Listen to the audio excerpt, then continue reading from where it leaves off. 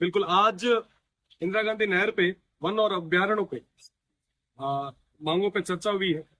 मैं आपको बताना चाहूंगा कि मैं सीमांत के उस क्षेत्र से आता हूं जहां पर इंदिरा गांधी नहर की कल्पना जहां के लिए 1957 में की गई।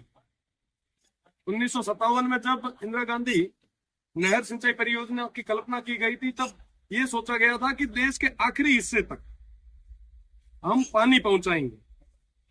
1980 में जैसलमेर के मोहनगढ़ में पानी आया और 1980 से लेके आज तक 44 साल तक मेरा क्षेत्र नहर के इंतजार में आस लगाए बैठा है।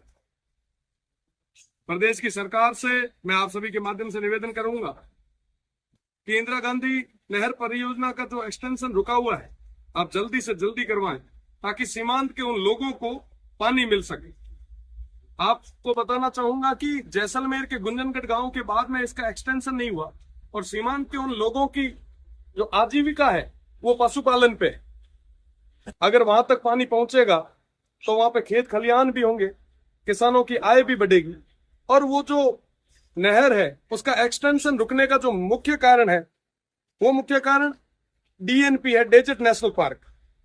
आपको बताना चाहूंगा कि 1980 में एक नोटिफिकेशन आया और उस नोटिफिकेशन के बाद में डीएनपी क्षेत्र को नोटिफाई किया गया। डीएनपी क्षेत्र के अंदर लगभग 3162 वर्ग किलोमीटर क्षेत्र है और जिसका 1962 वर्ग किलोमीटर क्षेत्र जैसलमेर का और 1200 वर्ग किलोमीटर क्षेत्र बाड़मेर का। 185 राजस्व गांव इसके अंदर है। आप विश्वास मानेंगे कि 1980 के बाद में ना आबादी भूमि बढ़ी, ना किसी तरीके का नया डेवलपमेंट हुआ। आज क्योंकि वन एवं अभ्यारण्य की भी बात हो रही है, मैंने आज सरकार से निवेदन भी किया है, मंत्री जी से भी निवेदन किया है कि उस क्षेत्र में उन 185 राजस्व गांवों में मूलभूत सुविधा पहुंचाने का काम हम लोगों को करना चाहिए।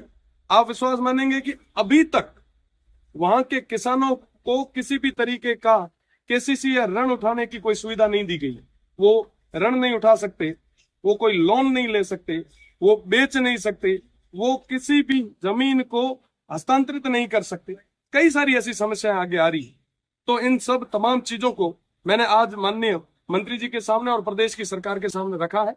साथ ही साथ मोबाइल टावर, आप देखेंगे कि साहब एक दिन के लिए अगर मोबाइल टावर या कोई रेंज या कोई जब परीक्षा होती है तो एक दिन के लिए जब मोबाइल टावर को ब्लॉक किया जाता है, इंटरनेट को बंद किया जाता है, तो हमारे युवा भाई खाना पीना छोड़ देते हैं। उस स्थिति में आप सोचिए, आप विचार कीजिए, आप कल्पना कीजिए कि साहब उन लोगों के क्या हाल होंगे जिनके पास अभी तक मोबाइल नेटवर्क नहीं पहुंचा।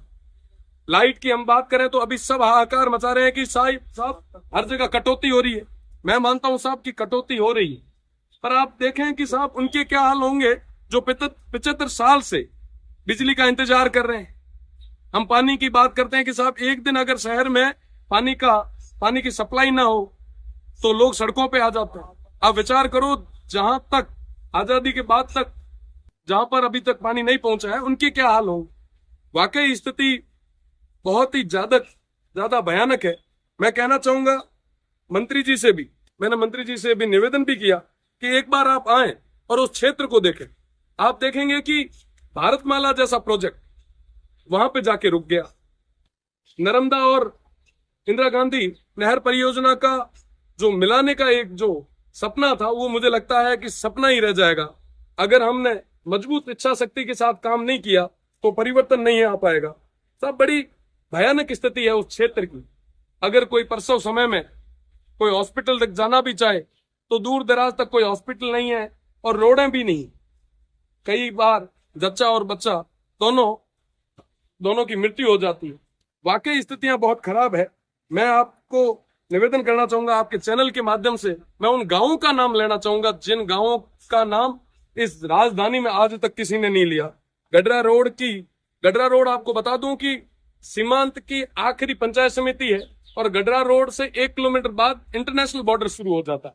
उस गडरा रोड के बोई, नोडडी, समंत का पार, हाफिया, फांगड़ी, चंदनिया, बनियाली, चौथियाली, खड़ीन, सेला, धिंगानी बस्ती, बच्चिया, पूंजराज का पार, सरगवाड़ा, द्राबा, ढगारी, मठरानी, पीपरली, पते का पार, गप्पण, दाबड़, सांकली, हाफिया, कुपड़िया, रावतसर, सालम सिंह बस्ती, दुठोड़, ये तमाम कई सारे ऐसे गांव, 185 गांव है जहां पे अभी तक मूलभूत सुविधा नहीं पहुंची।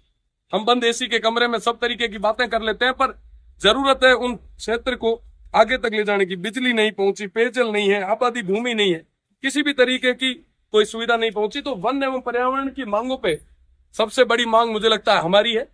और इंदिरा गांधी नहर सिंचाई परियोजना की बात हो रही थी, तो इंदिरा गांधी सिंचाई परियोजना एक्सटेंशन होना चाहिए और सीमांत के आखिरी गांव तक पानी पहुंचना चाहिए। आपके माध्यम से पुनः मैं मंत्री जी से निवेदन भी करूंगा कि एक बार, आप बहुत संवेदनशील है, एक बार आप उस क्षेत्र का जायजा लें और निश्चित रूप से हम सब मिलकर सामूहिक प्रयास के साथ में एक बदलाव लाएं।